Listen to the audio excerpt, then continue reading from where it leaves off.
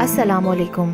آج اس ویڈیو میں آپ کو اجنبی لوگوں کے بارے میں بتانے جا رہی ہوں۔ یہ ویڈیو خاص طور پر میرے سبسکرائبرز موسم سید آفیشل، آشیاں اسکائی، شمیم بانو اور حذیفہ خان کی فرمائش پر بنائی گئی ہے۔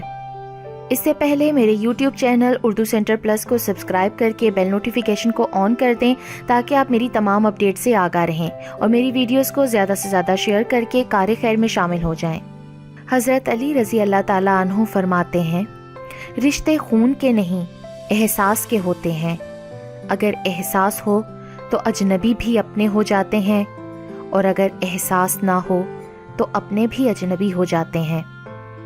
مشکل وقت میں کوئی دلاسا دینے والا اجنبی بھی ہو تو دل میں اتر جاتا ہے، اور اس وقت میں کنارہ کر لینے والا کوئی اپنا بھی ہو تو دل سے اتر جاتا ہے۔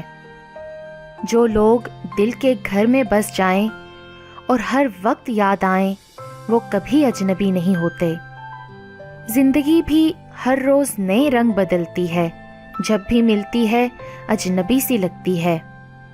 اگر دوست نہ ہوتے تو کبھی بھی یقین نہ آتا کہ اجنبی لوگ بھی اپنوں سے زیادہ پیار کر سکتے ہیں۔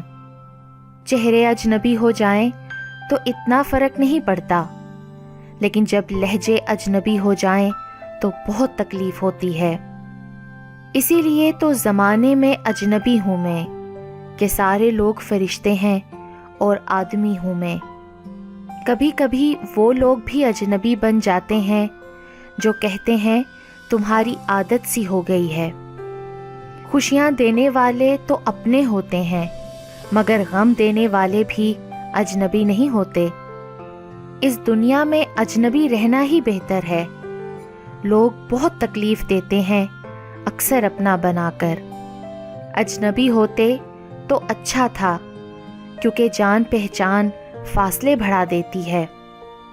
جہاں بھولی ہوئی یادیں دل کا دامن تھام لیں، وہاں سے اجنبی بن کر گزر جانا ہی اچھا ہے۔